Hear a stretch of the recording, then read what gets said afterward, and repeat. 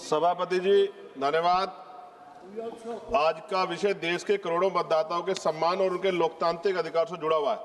सदन जानता है कि 22 दिसंबर 1930 को बाबा साहब अम्बेडकर लंदन स्थित सेंट जेम्स पैलेस में आयोजित फर्स्ट राउंड टेबल कॉन्फ्रेंस की फ्रेंचाइज उप समिति में अपनी बात रखते हुए उन्होंने स्पष्ट कहा था कि भारत में जिम्मेदार सरकार तभी बन सकती है जब वह उन सभी नागरिकों के प्रति जिम्मेदार हो जिनके जीवन, स्वतंत्रता और संपत्ति पर वह कानून बनाती।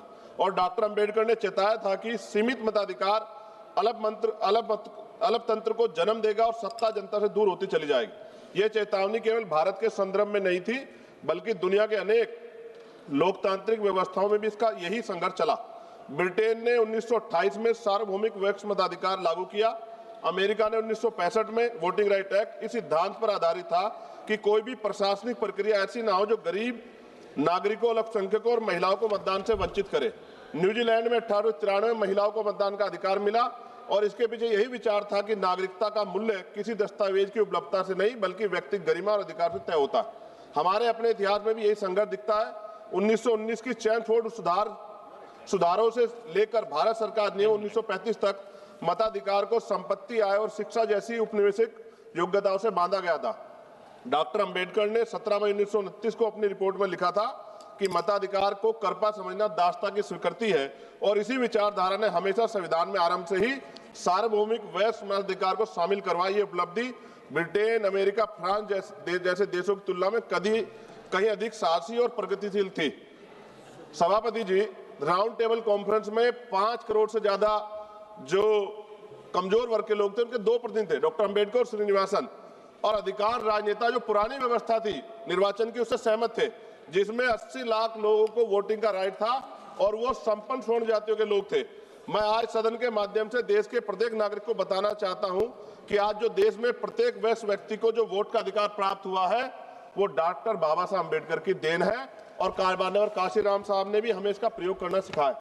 माननीय सभापति, जब SIR मताधिकार के लिए निर्वाचन आयोग द्वारा ऐसे दस्तावेज मांगे जा रहे हैं जो बड़ी संख्या में नागरिकों, विशेषकर महिला और गरीब भूमंतो जातियों, आदिवासियों, दलितों, वन गुजरों के पास उपलब्ध नहीं है। आधार कार्ड जो देश के अधिकांश नागरिकों के पास उपलब्ध है उसे पर्याप्त क्यों नहीं माना जा रहा है? डॉक्टर अंबेडकर ने इसे अन्याय बताता और कहा था व्यक्ति जितना गरीब होगा उसके मताधिकार देना उतना ही आवश्यक होगा। और उन्होंने कहा political power is the master key by which you can open all door of your progress. भारतीय फ्रेंचाइजी समिति 1932 ने कहा था साक्षरता, बुद्धिमत्ता या राजनीतिक क्षमता का माप नहीं है।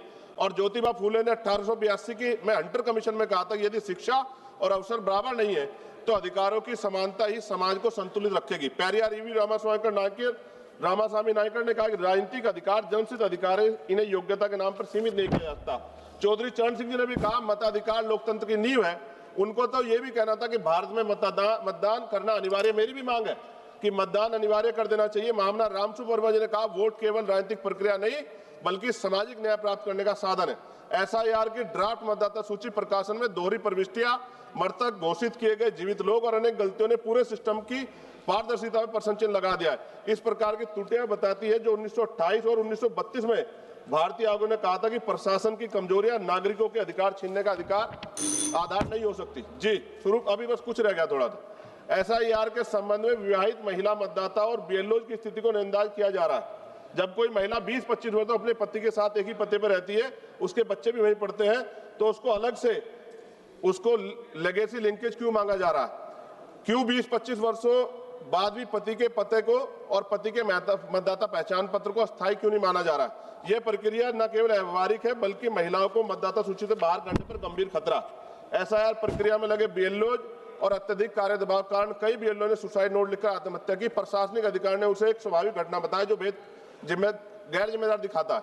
बिना प्रशिक्षण के BLO से SIR या जटिल कार्य कराना पूर्णतः व्यवहारिक है। माननीय सभापति जी, हमारे संविधान निर्माता ने 1950 में वह साहस दिखाया था जो विकसित देश भी बाद में कर पाए।